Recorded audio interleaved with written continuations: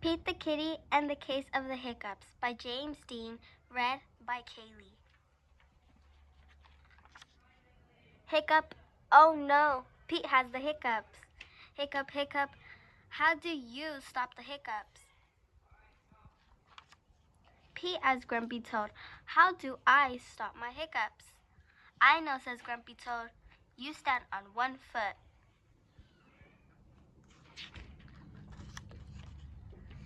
Pete stands on one foot. Hiccup, Pete still has the hiccups. Pete asked Callie, how do I stop my hiccups? I know, says Callie, you stand on one foot and hop up and down. Pete stands on one foot. He hops up and down. Hiccup, hiccup, Pete still has the hiccups.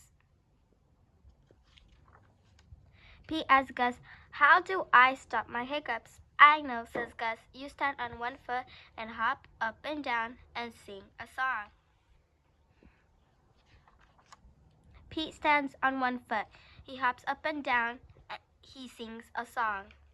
Hiccup, hiccup, hiccup, Pete still has the hiccups. Pete asked Bob, how do I stop my hiccups? I know, says Bob. You stand on one foot and hop up and down and sing a song and rub your belly, says Bob. Pete does it. Hiccup, nothing is working. Pete still has the hiccups. Go ask Mom, says Bob. Pete asked Mom, how do I stop my hiccups? I know, says Mom. You take a deep breath. Pete takes a deep breath.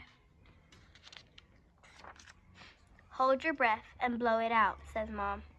Pete holds his breath. Pete blows his breath out. That's it? Pete asked. That's it, says Mom. Pete waits and he waits and he waits. The hiccups are gone. Moms are so smart. Thank you for listening.